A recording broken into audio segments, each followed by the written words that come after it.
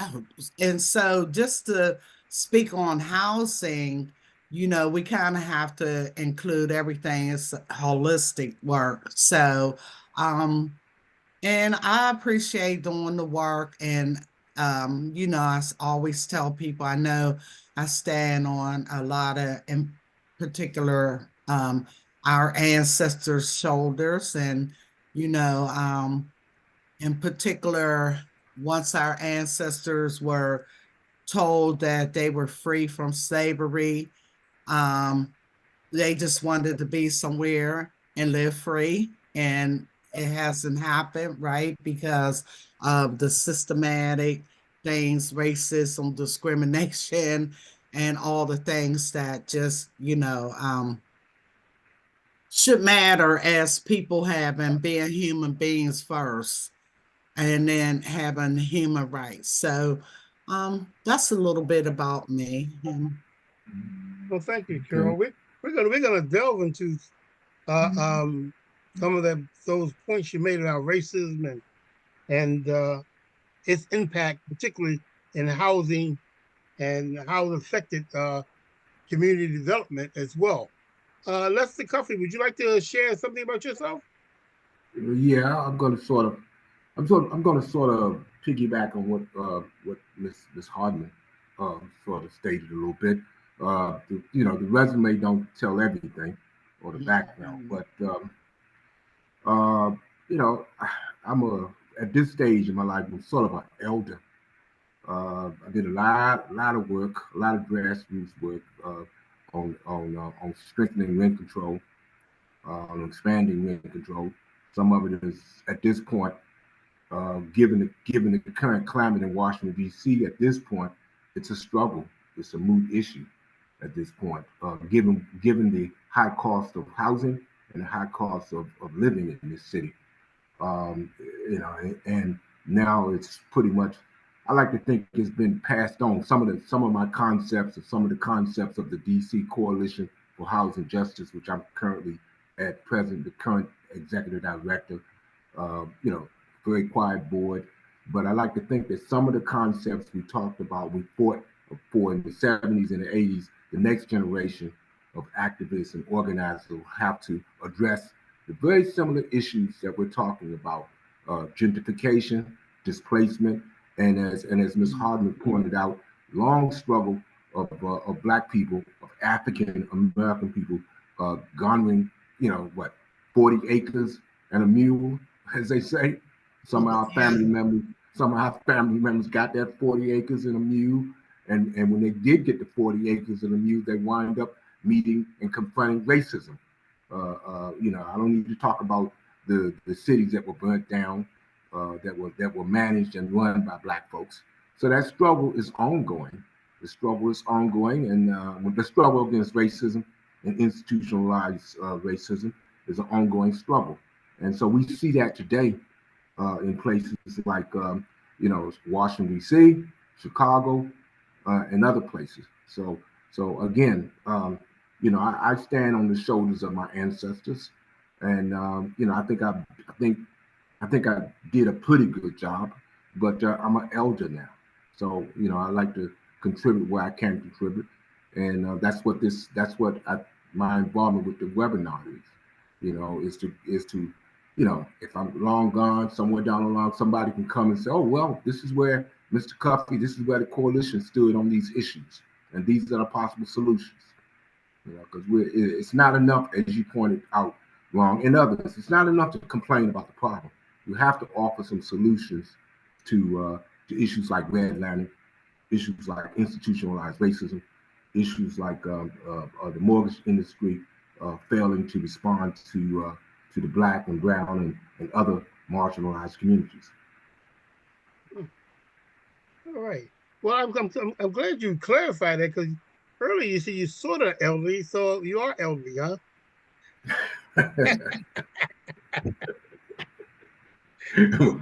I just want to just clarify that because you said sort of elderly, so I just want to clarify the fact that you are elderly.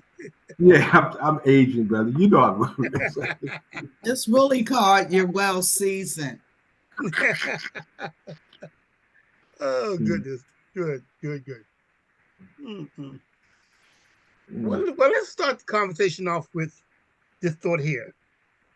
Um, we all know what the problems are, and we're gonna discuss some of the problems. But I want to focus first on a conversation around solutions. So, the idea of a think tank. Do you think that's what's needed as a solution to to to promoting more strategic outcomes in terms of black thought, black practice around how we view community development? Mm. I'll pass the question on you, Carol.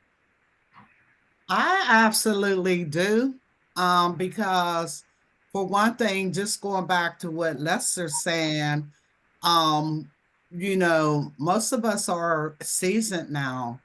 And when, we have to think of a succession plan too. And a think tank too, will give us an opportunity to like, um, not only tell the narrative, but to create a library of out of what we're doing when we are around the table thinking and figuring things out. So I absolutely think we need a think tank, and you know, in particular to support one another, because I'm I'm happy that I belong to your network, Ron, and other networks. And nobody knows everything, right? And so I'm learning from across the whole country from groups and different I guess facets of life and experts and so on, like even legals, because going back to housing, it ties into legal, it ties into property development, so I'm just learning a whole lot, from everywhere and everybody. But I write down things for myself, and I, try to build in our city what I'm learning from everyone. But sometimes it just takes a while for things to get across to people. So I appreciate being in these networks, as much as I can to learn. And, because sometimes it takes people a minute to understand what you're talking about, right? And just like what Lester has said about rent control or different. And if I say that in Pittsburgh and they never heard of it, it's not that they think I'm crazy. They're like, first of all, that ain't gonna happen here. Or, Hmm. and then, okay, once we get past that, like I always tell people, well, let's just sit down, let's research ourselves. And then once you get past that, we get past that, then it's something else, and so on and so on. So I appreciate the national groups.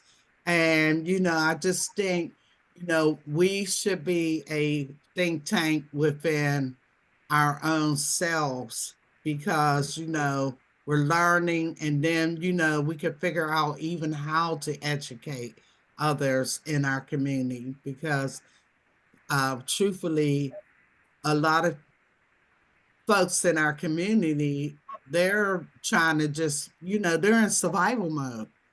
And so it's not that they may not even want to do something new, they're trying to survive.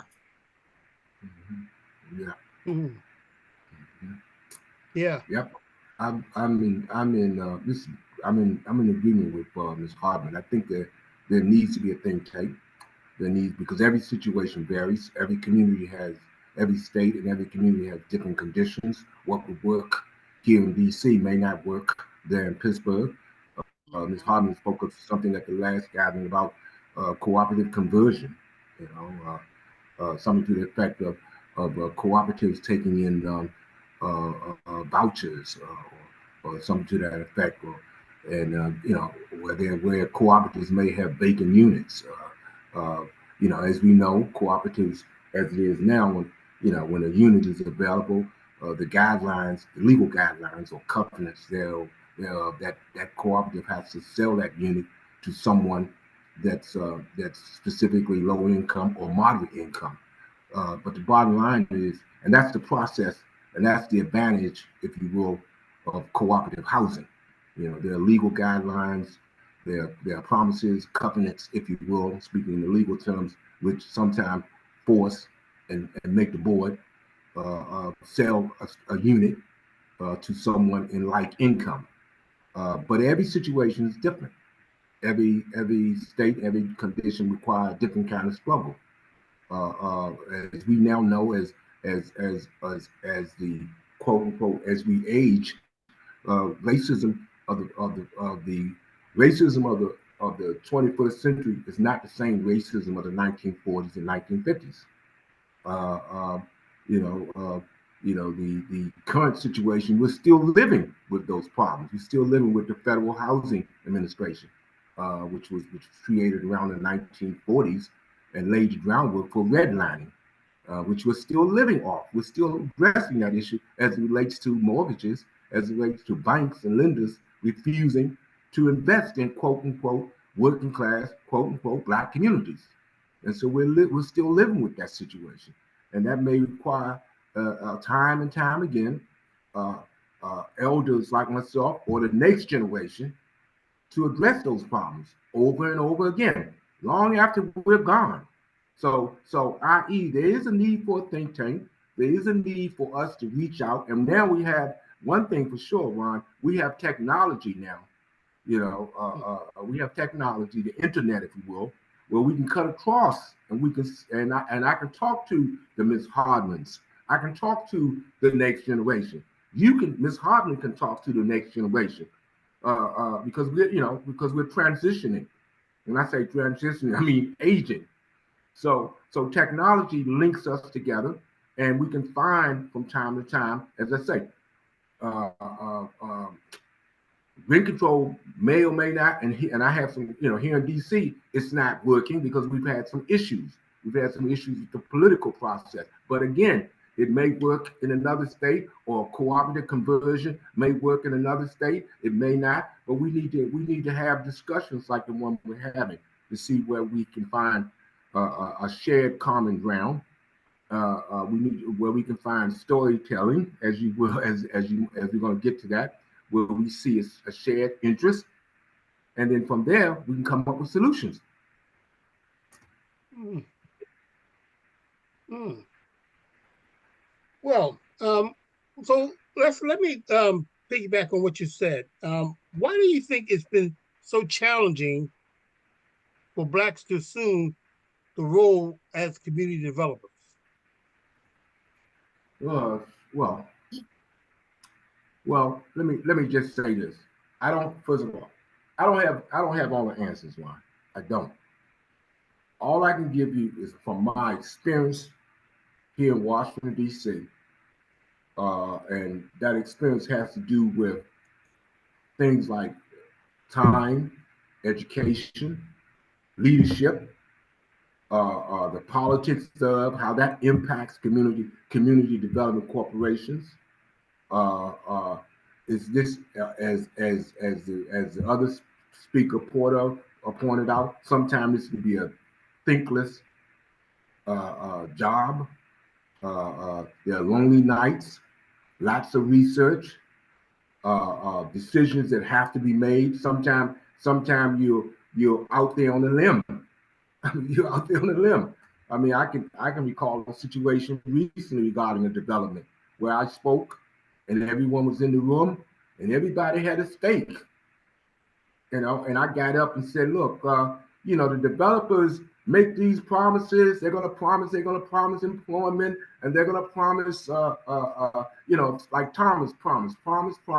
And the data shows that they don't keep their promises when it comes to employment. They don't keep their promises when it comes to certified business enterprises. Their council leaders that have said so. Their data that says so. And at the end of my presentation, no one smiled. There was no clapping. There was no hurrah. So leadership, when it comes to economic development, is tough because you're dealing with other stakeholders who may have an interest. Leadership, when it comes to having a successful CDC. Now you're talking about managing a staff, and now you're talking about going after government money. So you have a balancing act, as I say. You're not going to be liked all the time, but at the same time, you have to speak truth to power. And that's the legacy that I've taken on.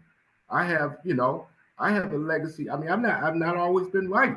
I mean, my legacy, UDC, Antioch School of Law, that legacy left me with nothing else.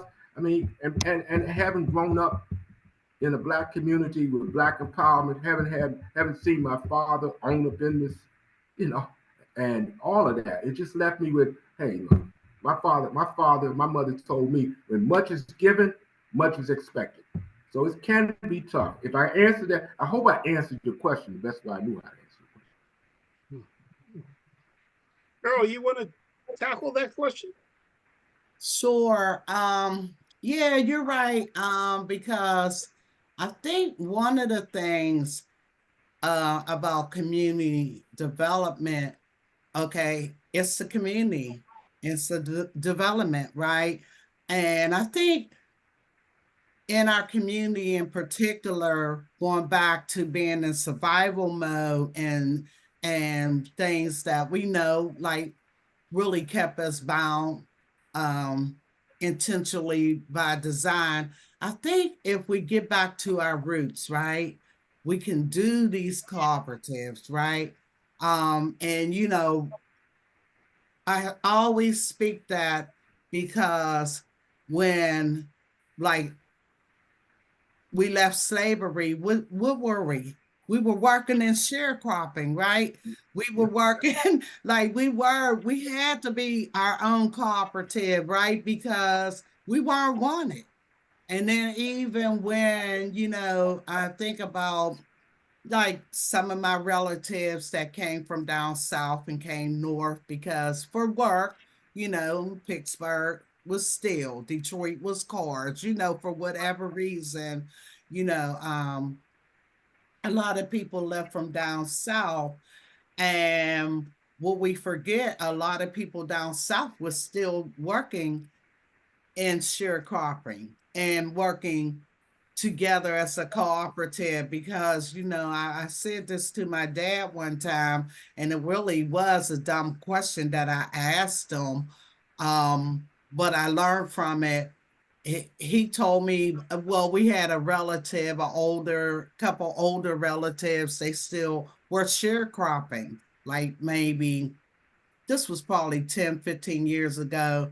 So I asked my dad, I said, why are they still doing that? He said, that's all they know. But guess what? That's all they know. But they are able to sell their own vegetables. They go to town and have their own markets and, whatever. Yeah, you're looking at it as, oh, well, they just stuck there and doing this farming or whatever they were doing, but he said that's all they know and they're making it Hmm. because they are able to like kind of drive their own business with what they know because that's in their roots, and for them to go to the big city and all these other places, it ain't gonna work because then they're going to lose out on what they're doing together. And I said, oh, so I learned from that. And I said, oh, and that uh, it's never a dumb question, right? We all know that. But now when I think about it, when I did think about it, I said, this seems to be for me to be asking that as a dumb question. But anyway, I always say we have to get back to our roots because what I can take is we have developers coming to us and they showing us their project, right? And I mean, okay, it's designs, it's from start to finish, and some of it I understand it. talking about floor plans and the measurements, and some of it I don't.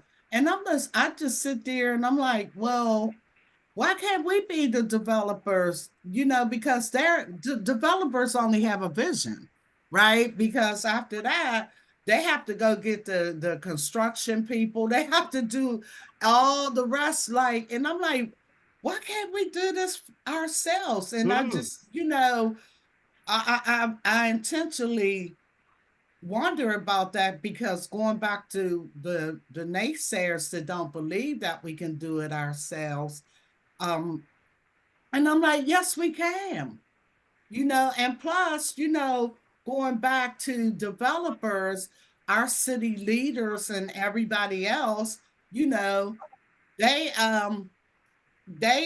bow down for developers, right? So, and I'm like, okay, they're bowing down for somebody that come from across the country to show us something, to, I would say, interrupt our community, displace more people, and so on. Why we gotta get them public leaders to work for us? It's our tax dollars, right?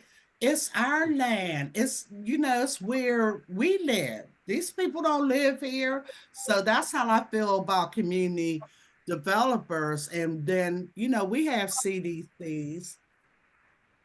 And everybody like can do within their work scope, right? And I'm not saying, oh well, I I can take over somebody else's role in the community. That's not what I'm saying. Because learning from, even working with our own community development corporation in our own community, they, and I'm gonna go back, this work is about selfless. They just doing things for themselves. And I'm like, wait a minute. Um, People, like, we have blighted homes, we have buildings being torn down, we have all the stress, right?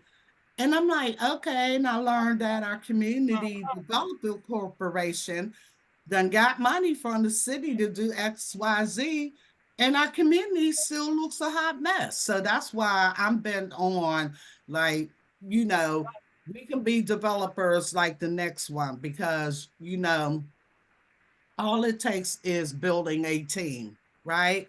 You build a team and you get the right people on your team and get the project finance, we be flying high. Hmm. Okay. So so let's frame some conversation around cooperative housing. Yes. Would you could let's would you give us a definition of cooperative housing? Well, my definition would be a collective ownership, ultimately with all the members having a share thereof. But we're talking about collective ownership, i.e., having a share in the ownership of a building.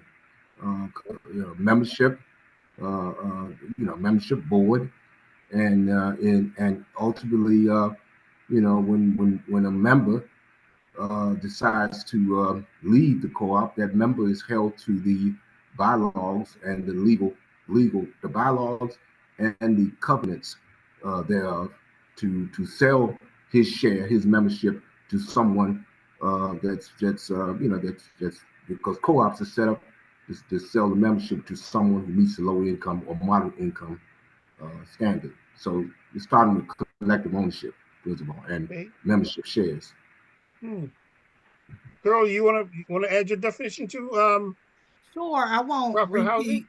Yeah, I won't repeat what Lester's saying, because it's the same thing, but I look at it as sharing um this our prosperity and our journeys together, right? Going back to the roots of who we are and where we came from. So I look at it like that, because a lot of people, and it just baffles me. Okay, a lot of people will say, well, home ownership builds wealth, right? And so we know the history. We know the history of Black people being locked out of home ownership, and the homeowners now that probably or lucky enough to have gotten a home, they got a home because of somebody like that passed it on. But when we look around, when I look around in my community, a lot of people are that have these homes passed on to them. They didn't have like their affairs in order, right? Because people are like caught up in tangled titles. They're not able to do repairs. A lot of people are baby boomers and have retired and on fixed incomes. So, like the generation, and they inherited homes, right? And these homes are from the relatives that were lucky enough to get a home from back in the day. And so I'm like, well, where's this home? Where's this wealth, right? Right. Because, going back to that point, what I'm trying to say is we have to build a wealth of people, right? And we have to build a wealth of people. And going back to what Lester is saying, we have to own it ourselves, right? Because home ownership is one thing, but people have to really understand it's really about the land. Because going back to, if you own a home, or like a lot of people walk away from homes, they're like, well, okay, I know my great grandmother left this for me, but I can't deal with it. I have like almost $200,000 worth of repairs because grandma, after she did her day's work or whatever, and she couldn't do it no more, the house just sat, and so they walk away. They just walk away. And so I just think if we have more cooperatives, and going back to what Lester's saying, people have shares, we're all members, we're all doing this together, then that make more sense. And so getting back to our roots, that's who we are, and that's how we used to do things in the village. Mm, And rather like using whatever we have to. Because another thing too is Section 8. Okay, our city housing authority just opened up to Section 8, right? Do you know 10,000 people applied? And so I'm like, well, okay, they on the news telling people, well, you could take your voucher to Hawaii, or you could take your voucher to Chicago, not even considering the cost of living in them places or whatever. So I said, okay, why don't the housing authority, okay, you're the subsidy. Why don't you build the houses, and it could be a co-op, and that's my co-op conversion idea. And those Section 8 vouchers could be right there. You could mm, do home ownership or rent, mm, and it would be a restitution for Black people that mm, y'all criminalized all these years. mm. Harold, Because Harold, why don't you share a little more about your cooperative conversion idea? Because someone did ask in the question and answer about asking about cooperative conversion. Can you share a little bit about your I perspective can, about and I'm cooperative pretty conversion? like, yes, I'm pretty, I'm at the beginning. I'm not going to say I'm new to it. And going back to the think tank, we had a housing guru that kind of like, we all sat at her feet, and she knew like all the HUD codes. It's just somebody, she was somebody special, right? And we discovered that, those Section 8 vouchers, they're returned if a person doesn't find housing, right?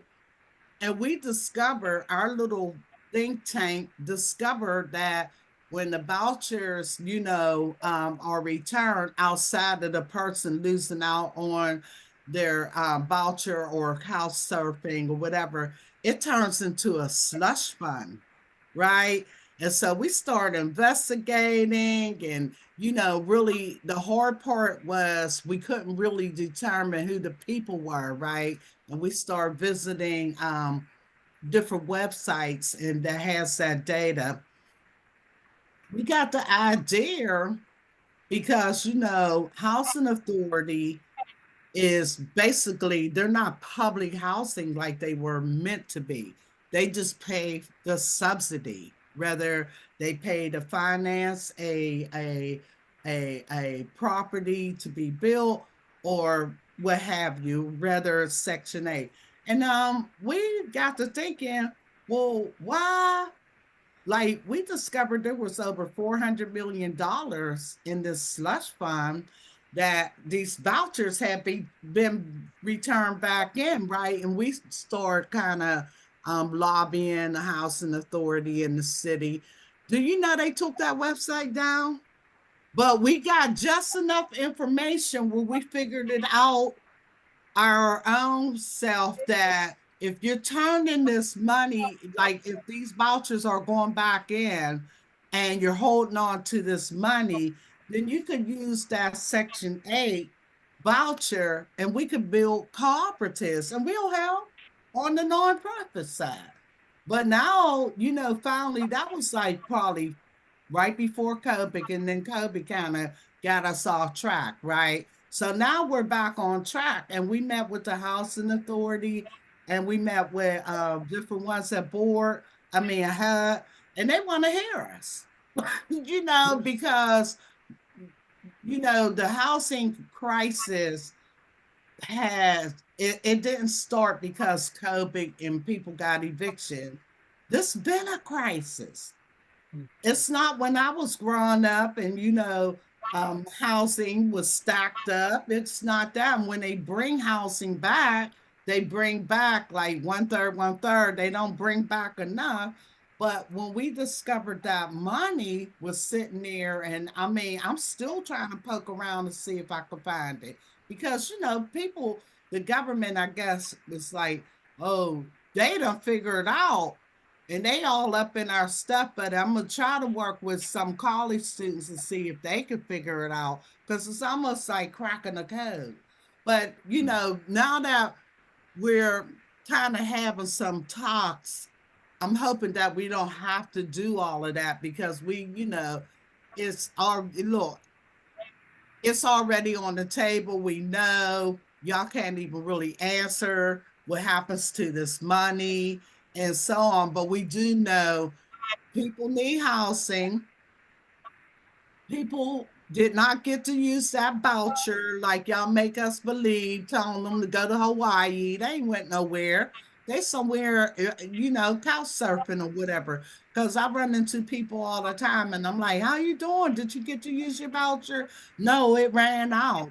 And now I'm staying way over yonder and I can't even get to my job, so we know the narrative. And when I just feel like we could be the developers around that. We can have that vision. We can work with the housing authority and get them to pay for it and put them vouchers there to whatever is developed, whether it's preservation or whether they build new. So that's my conversion. I have all the numbers of like even on the vacant property, like we have like over 700 or more, 7,000 or more. I can't really, my one board member, he's good with articulating that. But I don't even have to have a number. I could drive down and see all the vacant land. You see what I'm saying? Or I can identify who used to live there just because the house was tore down. And I also can identify these houses that are sitting vacant, people could be living there. So I'm just saying the think tank, we have to really build a think tank around these things, you know, um, to really, you know, leverage it. That's all. Mm. Well, hmm, Yeah. So, can I? in what ways, can cooperative housing empower Black communities economically and socially? Well, well, can I just comment a little bit? Well, first of all, I mean, we're talking about home ownership. and we're talking about, as we all know, home ownership has been a threshold, meaning home ownership builds wealth. It's all the data shows that. You look at the National Realtors Association. Homeownership builds wealth. My last look at the National Realtors Association, black folks are still far, far behind white Mhm. folks. Nationally, I think we make up, homeownership makes up 44.4% blacks in terms of home ownership. Whites, the last time I looked, and this is 2023, whites make up 76.5% of home ownership, okay, in this country. All right. I think at this point, even the Latino community is gaining on the black population when it comes to home ownership. So the bottom line is, if you're talking about building wealth, home ownership is where you start. It builds wealth, and it also builds generational wealth. The problems that we have is some of the problems that Ms. Hardman pointed out earlier. How do we take that wealth and pass it on to the next generation? And pass it on to the next generation. I'm sure you've heard of this many this thing about, a dollar in the black community does not stay. A dollar in the Jewish community is turned over 10 times. A dollar in the Hispanic community. I've seen this as a native Washingtonian. I look at the Hispanic community, I look at the Ethiopian community, a dollar turns over 10, 20 times over and over. And now we have quote unquote immigrant populations, the Ethiopian population that have in Washington D.C. I mean, it's amazing what other ethnic groups do and what they have done with the dollar. So number one, home ownership builds wealth. Number two, we have to recognize that, and I'm going to point out, we have to recognize that a lot of times our black leaders or black leadership have betrayed the black community. All right. A lot of that, I say that from my own personal experience. This, i.e., as it relates to developers. The young lady, if you will, Carol, Ms. Harden, she pointed it out. I mean, with all the experience that people like myself and others have, you know, the developers, outsiders come in and they get the land for a dollar with the promises. All right, and that's not to say that some of those promises have not been kept or have been kept, if you will. But the bottom line is a lot of that has to do with quote unquote developers, campaign funds, as I say, follow the money, and you'll see why the outsiders come and they get these pieces of property, so forth and so on. But the bottom line, Ron, home ownership builds wealth, and home ownership builds intergenerational wealth. And we as organizers need to come up with specific solutions to make sure that our community gets its piece of the pie when it comes to that the black community, that the African American community, if you will, we get our piece of the pie when it Well, comes to home ownership. well, thank you for sharing that, Lester, because it prompts me to ask the question: what are some of the solutions and strategies for us that we can implement to move this paradigm from from move this paradigm around home ownership, around cooperative development? Um, what are some of the solutions? Well, number one, we need to support funding for cooperatives, for alternative housing, funding, when I say funding, community land trust. Community land trusts are set up. That's what the discussion is now in the city. Well, Cooperatives and community land trusts. you talk about public funding or private funding. Uh, Public funding, community land trusts are generally set up by nonprofits. Uh, uh, uh, Mhm. uh, Cooperatives, right now, we need to find out why the cooperatives are not getting enough money. That means talking to DH, Department of Housing Community Development. That means also putting pressure on HUD and other groups, other institutions. Uh, so yeah, funding number one. Number two, when it comes to home ownership, we need to have impact on the credit industry. The credit industry has been one of the leading factors for a long time in terms of keeping Black and other marginalized communities out of the home ownership game. Uh, I've seen as a housing advocate that watches this and monitors, I've seen some changes. I mean, personally, I've seen change. When I went to apply for a mortgage, now it's not so much a numbers game. It used to be, well, you got to have this number, this 600 and so or 700 or something, and it's just a number that comes out of nowhere, and you look at the matrix. But now, because of the pressure of people like myself and others, we're saying, hey, what about the years of renting? What about the years of isn't that included in my credit score? And so there have been some changes now. And now that's even included. If you've been a renter and you paid your bills on time, now the credit companies will look at that. We look at that as a factor, as a plus. So there's some things the enforcement of the Equal Credit Act, the enforcement of the consumer, what they call it, the Consumer Reinvestment Act. The enforcement. When I say enforcement, I'm talking about from a community standpoint. So there Well, have been some changes. well, and Carol, chime in because I'm looking at resources, and Yeah, public for me, resources is just one pool of resources, but there are foundations, there's private mhm, sector financing that can aid in the generation of co-ops. yeah. And I do believe that, okay, home ownership is good, but I believe that we have to build home ownership for ourselves as a co-op, right?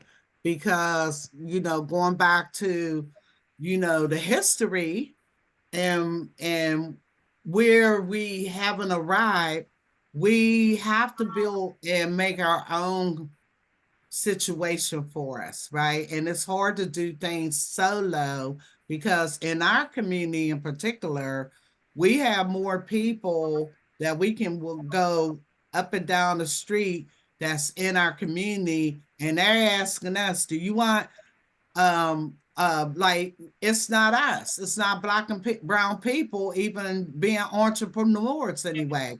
We can build co-ops around work centers, of supermarkets, daycares, credit unions. We could do all of that for ourselves. And that's where you get the wealth base, right?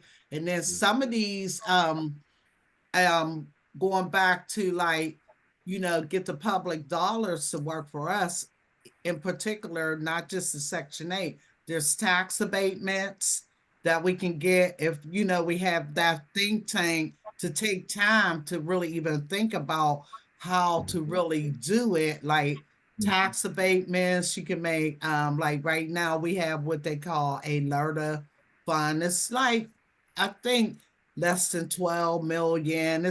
But it's money that, is coming back into our community. It's not a lot in the pot, but it's a start and it's ours. Because going back to the way I feel, that part right there for me is like, basically we're talking about reparations. We can't put a dollar amount on what we would ever get. We gotta make them just, we gotta be creative and make them just do it. Something like what the Black Panthers did. And the Black Panthers, a lot of people don't realize they started Head Start. They started their own community. They just got a bad rap and they wasn't really doing no harm to anyone. And I visited there like before COVID, and it was like a lot of their some of their things were left, in particular, but they had a bakery and Head Start and after school. Those are the things that to me around, we're talking about community ownership. That's where we can be like write our own destiny, and be our own community. But I don't think, like, even catching up with, like, what Lester saying, yeah, we know um Black Americans are like way behind the eight ball as far as white people with the wealth, right? Because they've been like they had a head start a long, long time. And I'm not saying we will ever catch up, but we can be, we could do our own thing, and you could do cooperative housing, and you could do cooperative ownership. And going back to the way you laid it out, Lester, okay, everybody pays into this, everybody shares together. So it's a part of shared prosperity, right? Because in our community, since we have um I guess, suffered with a lot of trauma and violence. It's about our healing and us sharing in our own journey and our own prosperity. So, going back to, like, even when we started thinking about things, about the learner tax, and we work with, like, little legal volunteer centers, and they help us think about little things and what you could do and what. So that's why I'm happy about, like, maybe we do need to have a think tank, because there's a lot of people that are creative that can help us design different things that we want to do better in our community. Because I can't say it enough, going back to home ownership, and the ones that were lucky enough to get a home, and then if they pass it on to the next generation might been um all like Big Mama might have took care of the next generation forever, like, because her house might have been the Kool-Aid house, I don't know. But then the next generation that could have the house, some of them are baby boomers and retired, and they, just a whole lot. And so, we have to build wealth within the things that we can do for each other. Because, like I said, this work is selfless, right? And it doesn't kind of work for Black people when we just go totally solo. You Mm-hmm. know what I mean? I Yeah. mean, Yeah. yeah, people do. You have the right to go solo. And, my sister built a beautiful home in North Carolina, right? And, but things are different for everybody. But I'm talking about the ones that just, they here. They don't have nowhere else to go. They ain't going nowhere. We have to come up with a solution, because everybody don't have, I would say, the same privilege to go do other things and be solo and build a grand home. And, like my buddies in Atlanta, a lot of my friends, they left and they built beautiful homes and whatever. But then they got educated, and they didn't want to stay stuck here. You see what I'm saying? So they were able to go and, okay, yeah, and build their wealth somewhere else, not in the city where I grew up. But Mhm. I'm here Mhm. working nonprofit on the ground, and, doing the selfless work to make sure our community can still thrive as much as I could do. So, Yeah. Mm-hmm. Yeah. Can I say this? There's a group out in East Bay. I think called Mm-hmm. East Bay Real Estate Mm-hmm. Corporation. I might have got it wrong, but I know it's East Bay Real Estate. Well, they've gone to the marketplace and they sell shares. They mm, sell shares to the community to purchase, and they take and reinvest that money in in in building more cooperatives. That's right. Hmm. Mm-hmm. Yep. another Yep. thing, we make a mistake going back to the succession plan. We need to be preparing our youth. This needs to be a movement across generations. Mm-hmm. Mm. So, Yep. because just like Someone you, mentioned that in the chat yeah, in the generational organizing. yeah, Mm-hmm. our mission, we changed it to intergenerational. Because you know Mm-hmm. why? Going back to Big Mama's house, we wouldn't have Mm-hmm. had. what we had without Big Mama. And when we were kids, you know, everybody was Big Mama or somebody to you, but the kids, we were made to learn whatever everybody was doing, as adults, not really, you know, sitting around. And I wouldn't even say sitting around. It's just like the youth, they are so knowledgeable about technology, right? So they might not want to say, oh, sit in our community meetings, but they'll show you every little thing tech that you need, like this new AI. They'll show it to you, but we just have to include them in what we're doing and, That's right. give them something to do other than them just, getting in trouble. I mean, sometimes it's good trouble. Sometimes, in our community, it's not so good trouble. But I think Well, this is like a intergenerational movement, right? Because going back to Big Mama, she can't get no relief. Now she's 80 years old and she's still taking care. Yeah, no, this is for real. And she's still yeah. taking care of of individuals. And guess where she's trying to take care of them from? And it's not right and illegal in her high rise. So I'm Hmm. like, wow, because nobody could keep the house. And so they still don't have nowhere to live. And Big Mama letting them, sneaking them in, and she could Hmm. face get eviction at 80 something years old. And I'm like, this is crazy. Hmm. Now to piggyback on what she's saying, but in terms of intergenerational, I this computer and technology. I have my daughter from time to time come over and take me through the technology.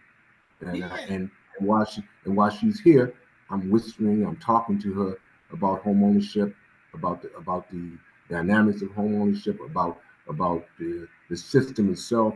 And so I hope I'm passing on, you know, what knowledge I have, and in hopes that maybe, it partakes on her so she won't have to have the struggle, that I went through in order to become a homeowner. And I'm talking to her about cooperatives, about leadership, about education, because I think that's important. I think that our community needs to be educated. Number one, I mean, absolutely. when I went into home ownership, I was educated by the city, the purpose of home ownership. Now you have a stake in something. You don't treat property like like it doesn't matter anymore.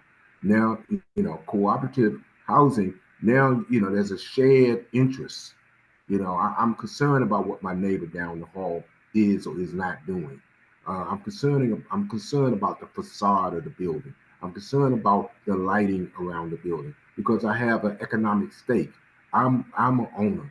I'm a collective owner, and so it's a whole different kind of attitude that comes with cooperative ownership. It comes with home ownership, vis-a-vis being a renter. That's not to negate being a renter. You know, I, you know, Yeah, uh, but Well, we well, have to well, well, let's talk about the dynamics of cooperative ownership because I lived in a co-op for 10 years myself, up in Ward 1, mm-hmm, 1429 Gerard Street, mm-hmm, and there were some good things that came out of living there, and there were some right, things not so good um, right, because individuals, it was a low equity co-op, and yes, so yeah, yeah, what happened was people started to move out and mm-hmm, started to rent their unit for much more than they paid for it. right, right, And I thought that was right, really egregious because it's supposed to be that they're supposed to sold it to the next right, person of a similar right. income and allow them the opportunity to gain some wealth. Yeah, I think if I will, I think the height of cooperative, if you will, Ron, cooperative ownership took place in D.C. right around the 70s. That was the height of cooperatives. A lot of that, as I pointed out earlier, took place where tenants took advantage of TOPA, Tenant Opportunity Purchase Act, i.e., that translated into the co-op that you're referring to, as well as a few other co-ops. But the challenge to that had to do with ever increasing cost of living in the city, ever increasing cost of rental housing, its impact on the surrounding co-ops, the ever increasing house of land acquisition, that resulted in gentrification, and the city as a whole started to pull back in terms of funding, because all of this has to do with public funding, and the funding dried up. And because when you own a building collectively, you're talking about the upkeep, the maintenance of the building. All right, and oftentimes the maintenance of the building, you know, the, you're talking about offsets. What bill to pay first?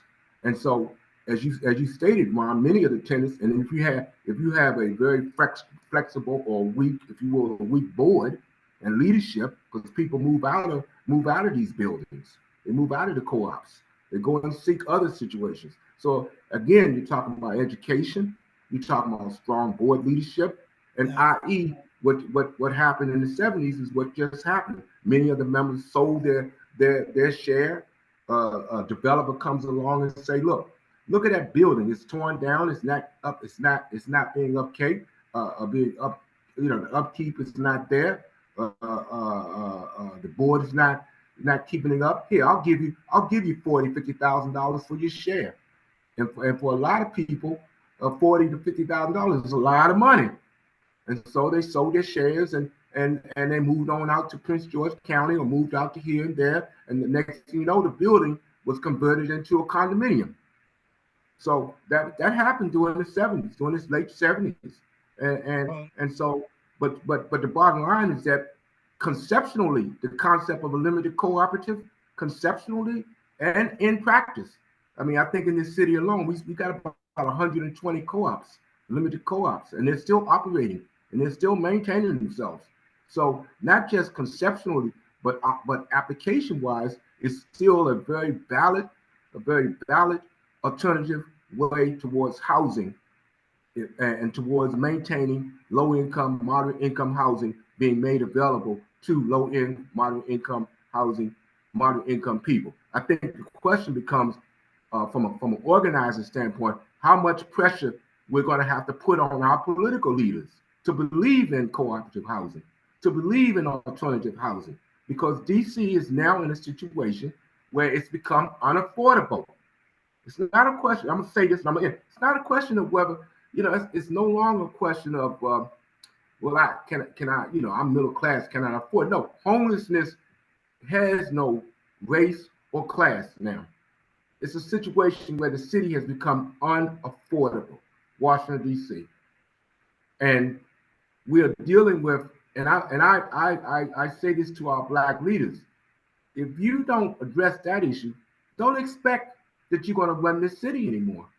You will not be here to run this city as a black leader, because people elect people who look like them. And in this city, whites, mostly whites, their incomes are triple that of the average black person in this city.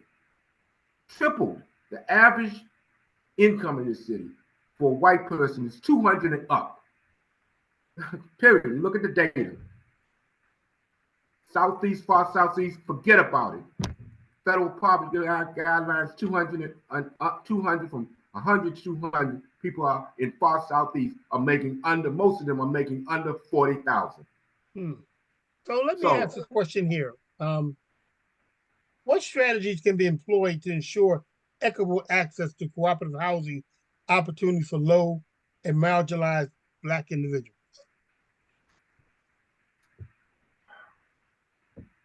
I would say community land trust is a good start, and really educating people, and building that membership, because everything is not for everybody, of course, but if you get the right people on the bus, that bus will go. And even to your situation, Ron, that kind of, I don't know, that kind of just didn't seem right because, most cooperatives, um, maybe it was the wrong people and maybe it was just a corruption going on. No, because, we got a lot, like the devil's in the details. I mean, just Yeah, yeah. be Well, real. in that situation, it was the monitoring by the local government Mm-hmm. that really went away. Um, Yeah. during the time when the co-op was being developed, there was a department in the Department of Housing Community Development that monitored co-ops. And so Mm-hmm. when that gentleman retired, the monitoring went, and and the city Department of Housing divorced itself from managing co-ops and supporting co-ops, and so they were left out there on their own. Mm-hmm. Okay. That's Well, exact. that's Thank you. where your nonprofit, if have I would say a trusted nonprofit, um, be the management piece. And then, kind of like, not kind of telling people what to do or whatnot, but really, even in our thoughts about the Section 8 conversion program, we don't want the government hanging over us, right? Like, y'all do what y'all got to do. And then, we'll take complete, we'll do the ownership piece and guide and going back to what Lester's saying is about the leadership, but if we're going to have the government in fact becoming like if we're going to always be dependent on the government, we're not going to reach our liberation, Yeah. right? Because like we're going to always become stay dependents, right? And even like we're talking about Section 8 vouchers or whatnot, and I'm like, well, for me, that is a way to save people and some kind of prevention and a safety net. But if we have to teach people how to fish. We can't catch the fish for them, Mm-hmm. you Nope. know, because or be dependent on the government, yeah, or nothing's going to work, So I think education is really the key, and we started, and not to put any set or anybody down. Really and truly, it's about a roof over your head first, whether you're a homeowner or a renter, because guess what? Homeowners are in the same boat as renters, you Mm-hmm. know, and vice versa. And nobody's better off unless, and like I always tell people, there is no king and queen or prince on a white horse coming in our communities to save us. We have to do this for ourselves.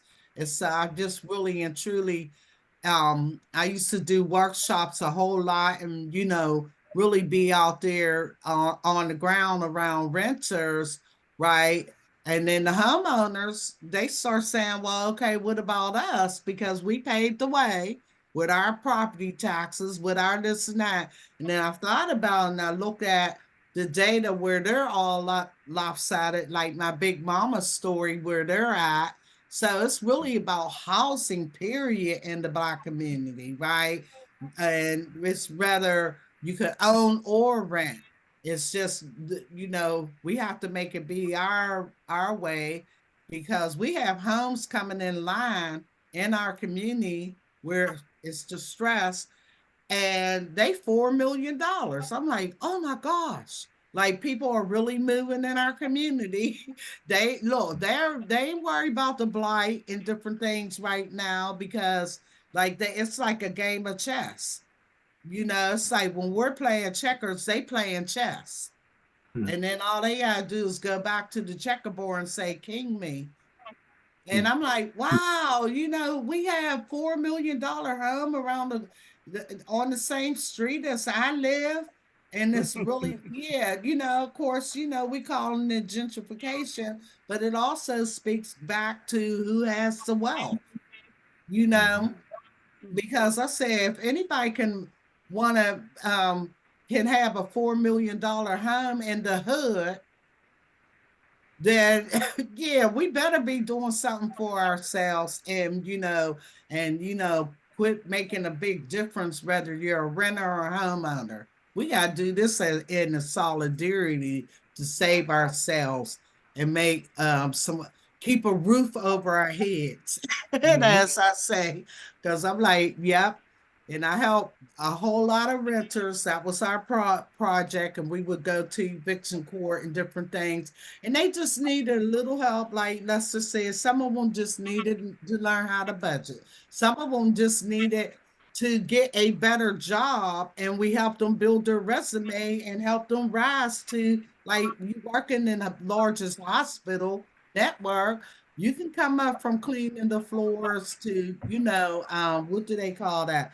Um, Nurse assistants and whatever, and you can go to school through them. That's what we have to do for people, to build up people too, because sometimes they just, like I say, are overwhelmed and trauma. And I understand um when you're trying to survive, and they don't even think about that for themselves, that to better themselves as they're surviving.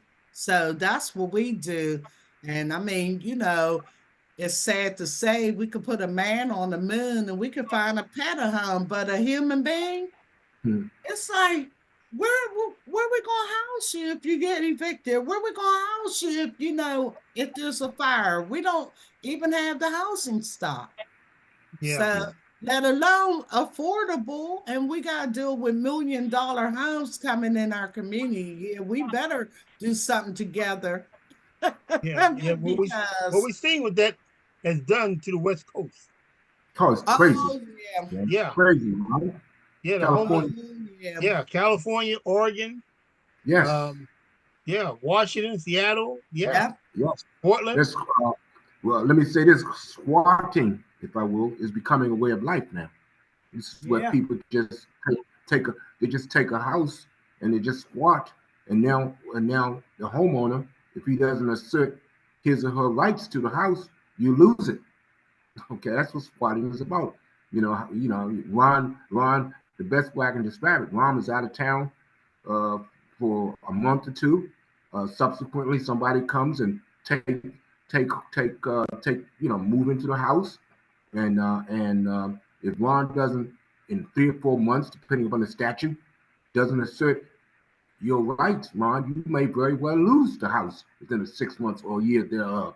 Squatting has become a way of life because of the very thing I spoke of earlier, the lack of quote unquote affordable housing, the lack of housing and quote of decent and affordable housing in America. The American dream has become a nightmare. And that's where we are right now, the American dream. A dream denied, a dream deferred, to use the words of Langston Hughes, becomes a nightmare. And that's where we are right now in America. Mm.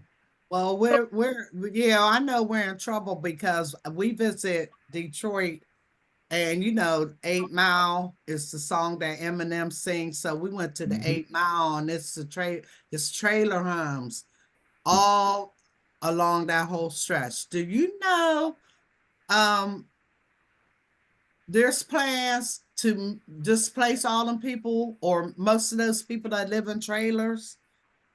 And I said, well, I never like heard of nothing like that. Like the one lady said, I have been living here, and this is a trailer park. This is their home. So really and truly, it goes back to that racism and that situation too. So, we can't leave that out, because I said, what in the world would they want to uproot people? So I asked the lady, I said, where y'all gonna go? Y'all gonna just leave y'all trailer? She said, they don't care where we go. We could go dive in Lake Michigan and they wouldn't care. I said, wow. But Mm-hmm. yeah, it is. I think all the crisis that we're going through, or still dealing with and still haven't overcome, is because of racism. Because a lot of these people that I've encountered at that mobile home, if they weren't poor, they were black. if they were another race, they were just poor white people, but majority of them was black. And I said, well, what the world? So they want to put, I guess, some kind of attraction because it's around the lake or whatever. But it's serious, and it's because this country is just so racist, and people have to understand none of this is isolated to one area. This is across the whole country, really. It really is, and it's you go visit and different areas, because Ron, remember we were in Vegas last year at your conference, Mm-hmm. and we took the tour and we went. No, I'm like, no, Vegas is ching, ching, ching, ching. But when we went on that tour and just seeing how black people was living, it was horrible. And Yeah. everybody has their own story. Like the young lady said, it was a lot of vets at the time, and they went off, and then of course the vets were locked out of the home ownership and the history. Now the vets or whoever is still trying to live there, they're just struggling. Just and I said, wow, because I never went past the casinos in Vegas in my life, right? Because we're a tourist. But when you go to that other side, it'll just make you like it'll make you cry a river. The north side. Yeah, we went on the tour, Mm-hmm. Mm-hmm. and it was just like so it's not just isolated to one particular city is what I'm trying to say. And I said, is there a way that y'all could tap into, like, the money from the casinos to make a stream?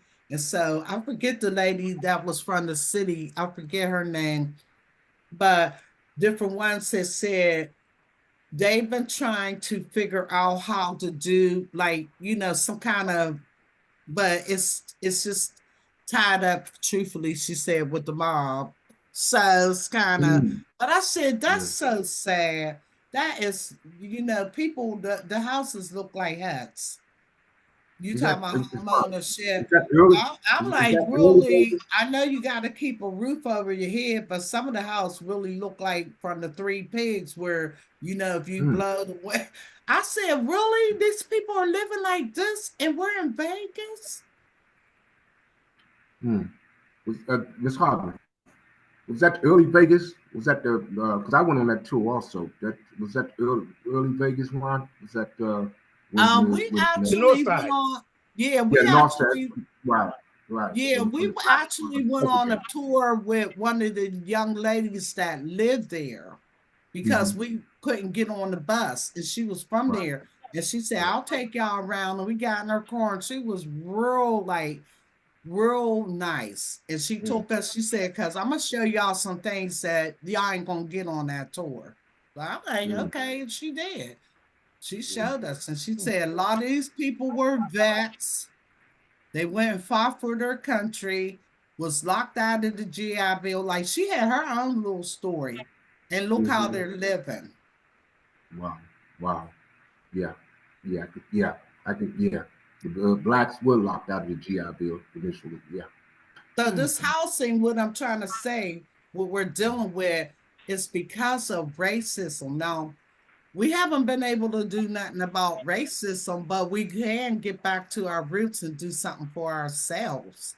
That's all I'm Mm. saying. I'm not saying that, racism is ever going to stop, but we have to work together, collectively. Like, where's the book? I have the book. Mm-hmm. Like this book says, that we met at the author, remember, Ron? We Mm-hmm. have to really start educating each other and really trying to figure this thing out, because going back to what I said, this is a holistic thing. So, okay, so what if you're a homeowner? But if you can't really buy food, what difference? Or if you really can't, uh, pay for your transportation, you just, you in the house. So we have to do a holistic. cooperative situation with housing, our own, like we have to build our own enterprise more or less with all those things. And like I love this book, it's my Bible, and it's like she says we have to have some kind of collective courage. Hmm. So Hmm. So Who's let that? me let me What's, end it on this note here. what's This the name of last the book? question. Yeah, collective courage. Okay. yeah, I'm sorry. I can it's by Jessica Nibbon. Jessica, yeah. Mm-hmm. Okay. Okay. Mhm. Let me ask this last question, and then I'm going to open the forum up for participants to ask their questions. Um, Take a few moments just to respond to this question. What lessons can be learned from successful cooperative housing projects in addressing systematic inequities within the housing market? Hmm. Hmm. Hmm. Well, hmm. Well, didn't-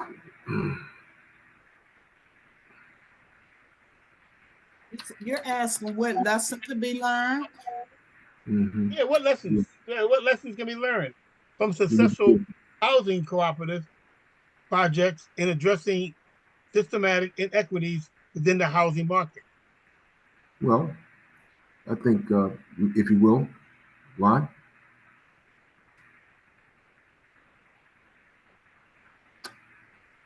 I think one of the things we need to do, we can learn that we can, well, pretty much what Ms. Hartman pointed out earlier. Strong leadership, that's the first thing. We have to develop strong leadership, and we have to have a collective understanding. Uh, how would I use it? It's some couple of the principles from Kwanzaa, Ujima, collective. Self-determination. Yeah, yeah. Understand that we have to, out of the spirit of Ujima, of Kwanzaa, that's one of the principles. Collective work responsibility. Okay, so we have to build strong leadership, and we have to have a purpose. Near, we have to have a purpose, and we have to have imani. I'm using the principles of. I mean, our elders laid the groundwork for this. Okay, I'm using the principles of Kwanzaa, imani, faith. We have to believe in one another. We have to believe that we can make this work. Okay, through the collective leadership, through Are responsibility. those lessons that we can take away from successful housing projects, housing Yeah, cooperative yeah. projects? Sure, sure. I think it may not come in the form of, as I put it, in coming out of the principles of Kwanzaa, but it's there. It's there in terms of our application, in terms of our spirit. We have to have strong leadership. Number one, all right. The challenge to strong leadership says, look, we have to have inclusivity. We have to have men, women, all of y'all have to take a part in the maintenance and in the upkeep of this building. And we have to look at the money, at the accounting. We have to look at what's blowing in the wind that challenge the existence of this cooperative. We have to also make our leaders accountable. All right. That's from public, as you pointed out, where our public officials turn their back and say, "Oh no, we don't want to deal with, we don't want to put money in TOPA. Oh no, we don't want to have anybody down here in government making developers comply with EEO jobs, Now let me certified." repeat the question now. Let me repeat Yeah. the question. What lessons can be learned from successful cooperative housing projects in addressing systematic inequities within the housing market? I gave you leadership, strong leadership. Number one, we can learn that strong leadership can overcome that inequity. Leadership that has a vision and is willing to speak truth to power. Because when you're dealing with institutionalized racism, when you're dealing with redlining, when you're dealing with predatory, we have to have somebody that's going to speak truth to power and say, look, we can overcome this. We can overcome this through strong leadership. All right. Carol, do you want to Um, close out? yeah, definitely for me, I really believe lesson learns and not necessarily um where we've learned it. I think we have to build our own development team and have our own vision and going back to creating our own think tank so that we can learn and put the right people in our or sit at the right people's feet so we can learn how to get the right funding because I'm learning every day like there's money out there but we just don't we need to apply and some of it is we're missing the boat and I talked to a friend of mine. He's indigenous. He lives out in out west. Now me and him talk all the time, and he said, Carl, we just have to like they were missing so much money, like millions. And I said, yeah, we have to build our capacity and build our own team, like somebody that knows how to really secure to get those grants and somebody that really knows how to do the legal. You know what I mean? We have to because, he said once they started doing that, then things, and he lived on a reservation. So we have to start doing things and building our own situation and and not always lose out on the money because we're losing opportunities. But sometimes we don't build the right teams or have the right people on the bus for the bus to go. You know, even that's challenging. And okay, yeah, we might not can afford a lawyer right off, but if you keep getting them piles of money, you'll be able to build the right team and even get site control, right? We don't even like think about, oh yeah, you mean we could have got site control over that? Yeah, if you get the seed money, at least you have the control over the property until you can build the team. So I think it's this time lesson learned for us to start being creative. We're all knowledgeable. We're all resilient people. And, if we don't try, and if we continue to just be dependent on the government and dependent on this one, um, then, we're going to just, lose out for us intergenerational, I mean, because we need to have even products that will help keep Big Mama's house. We have a lot of work to do, and I always say, like the younger staff on my that I work with, they're like, Miss Curl, you funny. I was like, ain't no half stepping. Because even though you might be a young whippersnapper and know how to do, you need to show up and, show out and really, put the work together, put time in. But anyway, I just think we need to create our own opportunities in the best way we can. Because right now we're being erased out of our community. Yes. Yeah, so, and Okay. Well, I'm allowing everyone an opportunity to speak. Um, this last half an hour, we can have some questions asked, some comments from those who are participating in the audience. So go ahead and share your thoughts. Hi everyone. Thank you for this discussion, and I guess are you speaking of me because I did get an unmute message. I put a question in the Q&A. So one of the things I will be at the June meeting, and I've been at the last two, the one in Vegas and Baltimore before that. And so I was wondering, is a think tank one of the kind of outcomes we're trying to see of this June conference, a national think tank on Black cooperative? Well, Tina, 2 years ago, we what came out of the national conference was the thought to form the National Association of Black Cooperatives. Right, I saw that. Right, and so we're still working on building that framework out. And Okay. so so I would encourage you to, if you're not got engaged with the group, to get engaged with the group, because that's where we're building out the tenacity and the work that we need to move forward on developing the ecosystem for Black-led cooperatives. Okay. Okay. Yeah, I did I'm pretty sure I did the filling out when I was in Vegas, but I don't know if I've seen much since then. Oh So, yeah, they've been meeting. They've been meeting since then okay. on a Okay. monthly basis. On a monthly basis. And so I will share with this now. They're in the process of getting the articles of incorporation done, the bylaws written up, and so hopefully by June of this year, it'll be incorporated and have some feet under the organization. Okay. All right. Thank you for the update. Mhm. Thank you.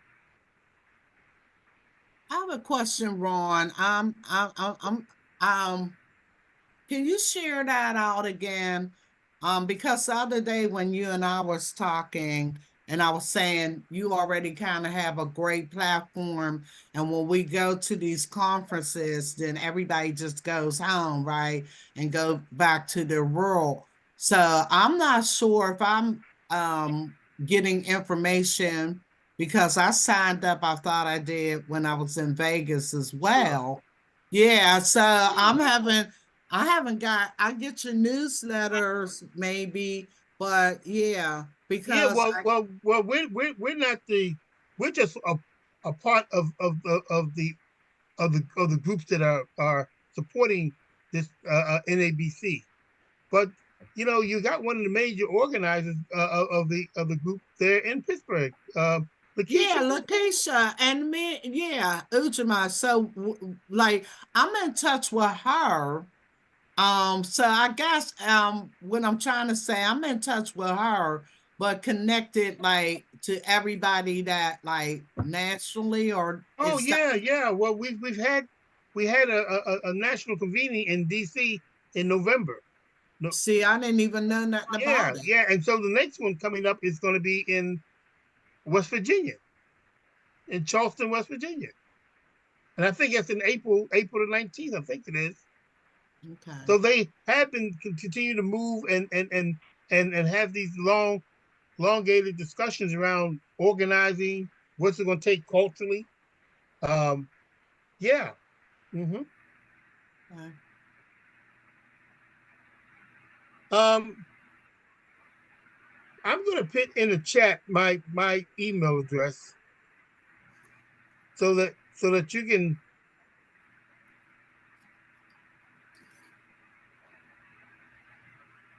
I'm going to put in the chat my email address, and you reach out to me, and I'll make sure that you get on the mailing list.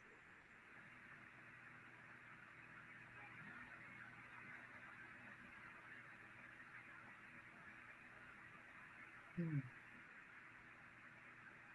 Yeah, well, I would like to be on the mailing list, and I'll ask Lakeisha. It might, you know, it might just be something that she thought I knew, just because her and I do so much together, like other things, and but yeah.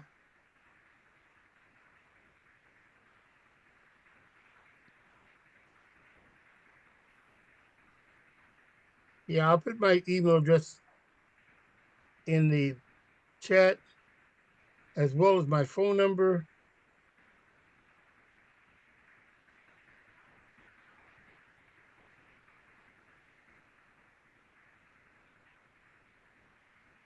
Yeah, Okay. yeah. So yeah, Tina, we've been working full fledged since 22 in terms of building out this organization. hmm Okay, thank you. And thank you for the email. So I'll follow up with that to get back connected. Please do. Please do. Me too. Yeah. Um,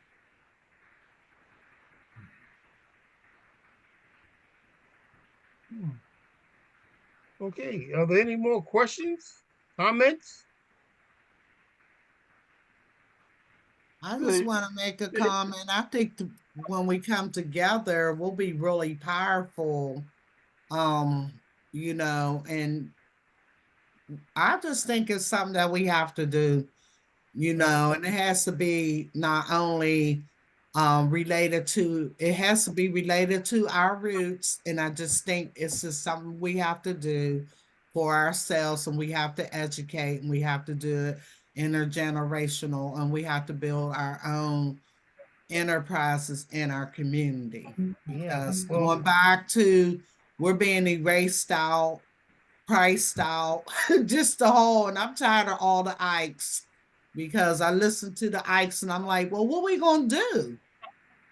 Let's sit down and figure well, this it's out. it's well. I'll share my thoughts. My thoughts that we have to build this work out generation, because it Yeah, didn't happen in one generation. It happened over several generations, and so we yes. have to build this work out generationally, from generation to generation, to the point that it may not happen in my lifetime, but it will happen in a lifetime.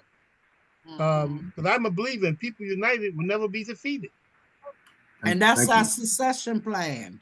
That's right. Remember, because I'm like, okay, um, it's not like I would retire and just, but we have to have a succession plan, because even educating ourselves around, even like, um, I deal with a lot of people, they're entangled titles, right?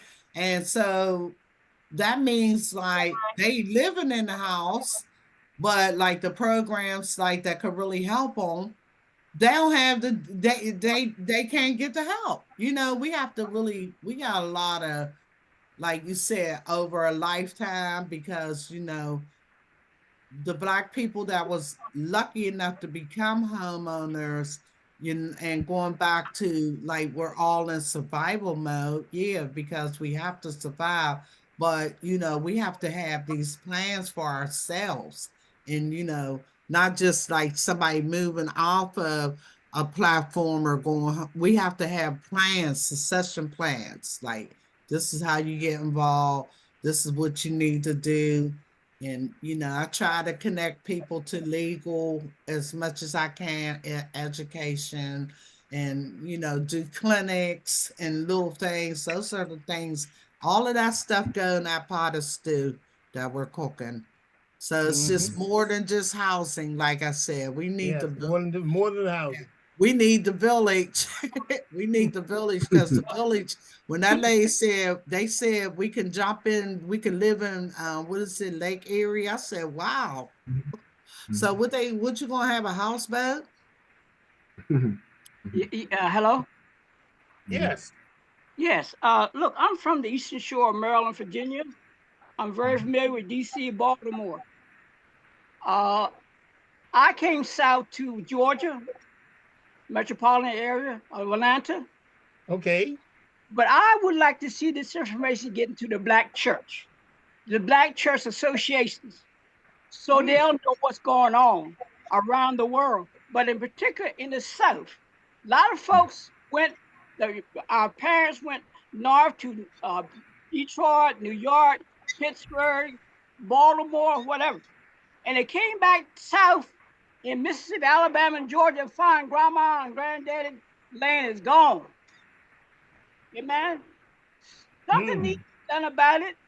I think the Black church need to be educated some kind of way through the Black church associations, individual churches, to know what we can do to hold on to our land. Yeah. Mississippi, every now and then you hear someone say, we had 100 acres and 100 acres and come back and it's gone.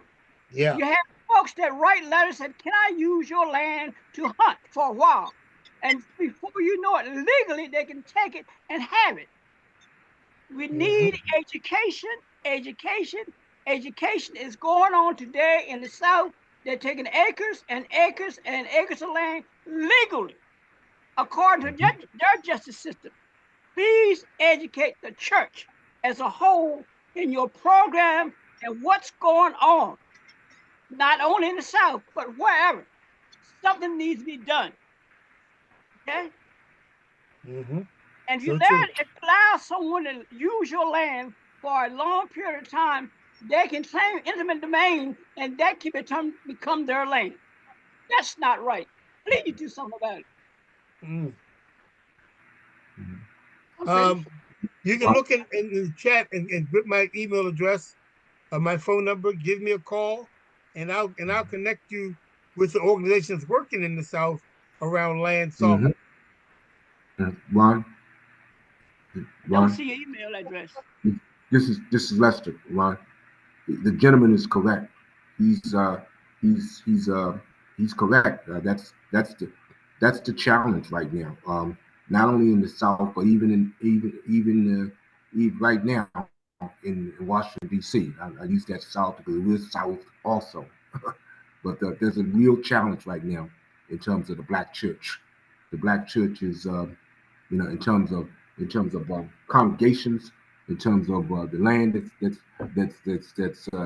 that's being taken.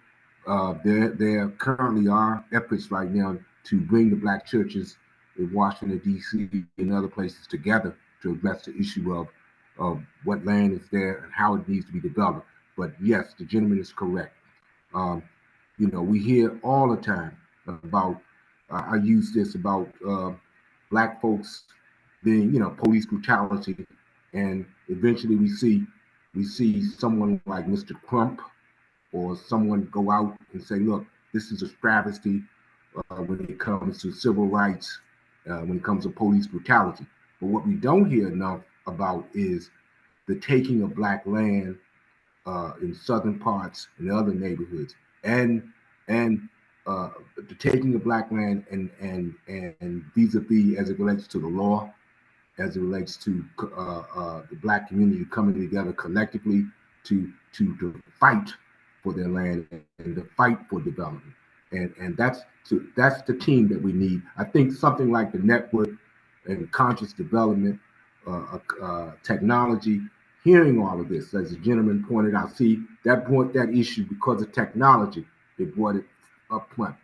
That's the struggle right now. To me, as an advocate for economics, for independence, for cooperative economics, for self-determination, that's what we need. That's the challenge right now. Economic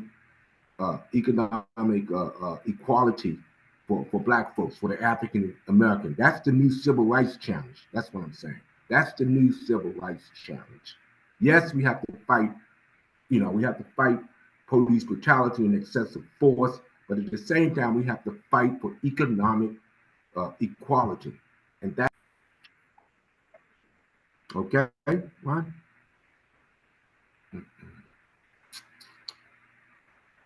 Hello?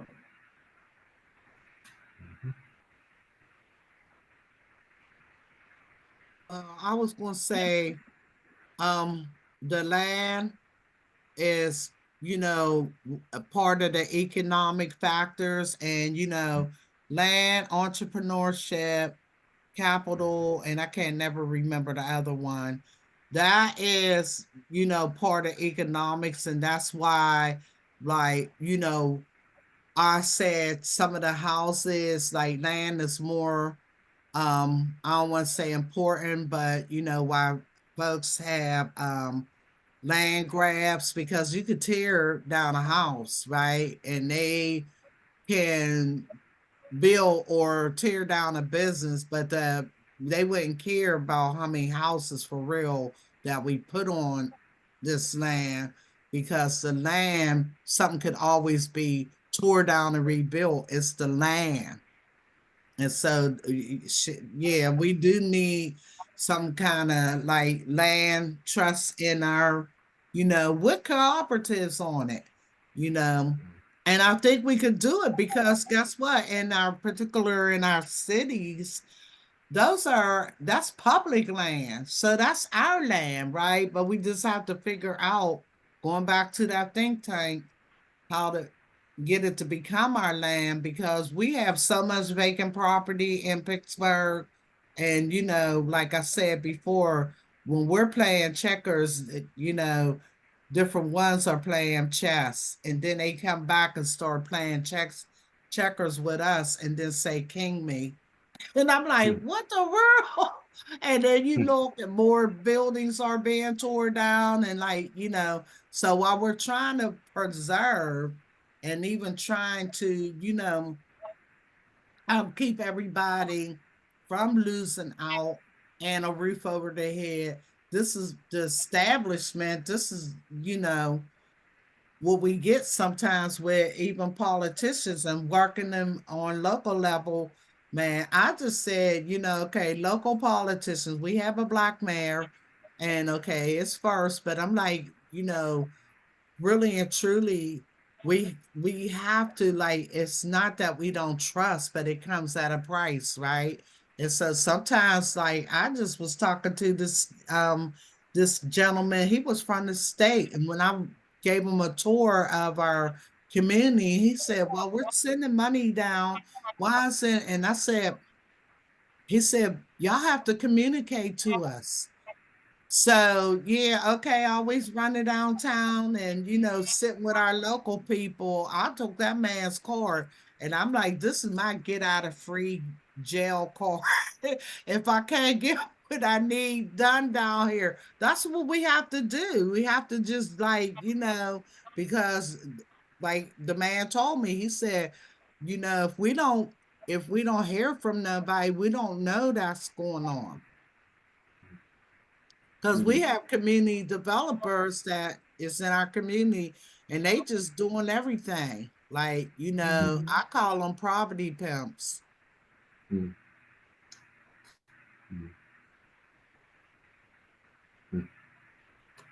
Hello? Hello? Can you hear me? Yeah, right. Yeah. Yeah. Good evening. And Brother Ron, it's good to see you. This is Brother Shabaka, and I really enjoyed this discussion. This has been extremely helpful. And I want to just point out just a couple key things that you all mentioned, and I hopefully you followed up on. And it sounds like, Ron, in your discussion that you are following up on it. The think tank is extremely important. Strategic planning is important, and holding your elected officials accountable. We don't do that. We think that we elect them and we let them get away, and see the corporations and the developers come in and put some money into their campaign, and it'll be hard pressed to try to find our elected officials. So if we keep and understand that strategy, and of course the cooperative nature of the movement, I think that's also important. So I want to praise you all and applaud you all for your discussions on that, and for going forward. But I just wanted to point that out for people that might be listening and might forget it. So they are some key points. And thank you. Keep the work up. Thank you, Brother Shabaka.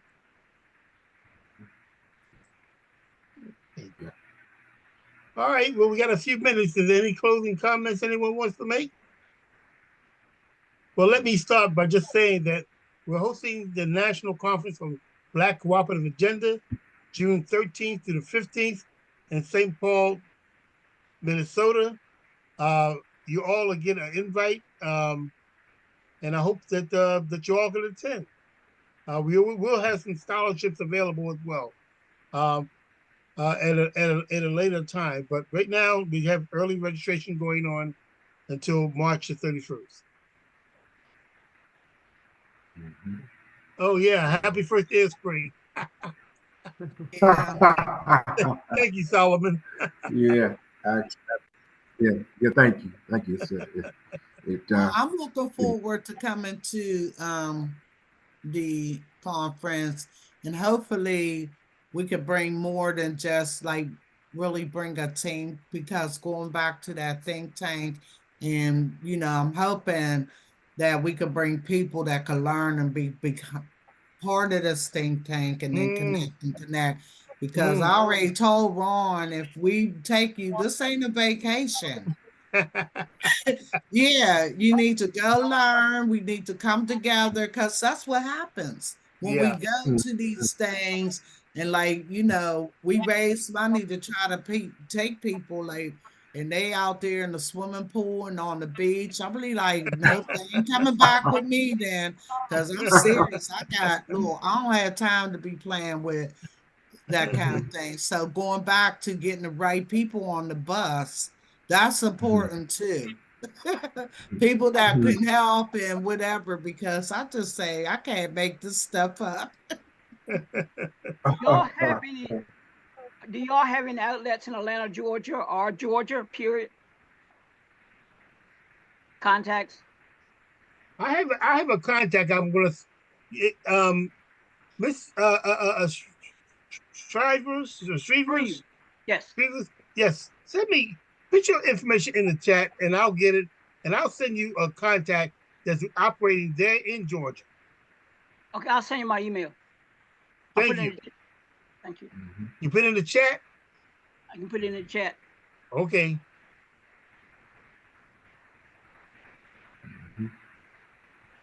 Well, thanks everyone. And I'll let y'all know where my Section 8 plan is going, you know. But so far, you know, I prayed about it and so far they listening.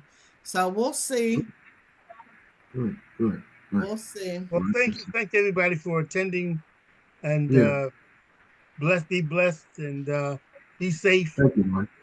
And I'll talk with Yeah, you all soon. yeah, Okay. thank you, Ron. Thank you Good for night, inviting me. everyone. Thank you. It's been a pleasure, Ron. Okay. Thank you. Thank Thank you. Thank you, Yes. Carol. Thank you, Lester, Yes. for Good sharing. night. Nice to meet you, Lester. I'll see you you. in real Hopefully, soon. hopefully in Minnesota. Okay. Okay. Thank you. All right. Appreciate it. Thank you. Sure. Mm.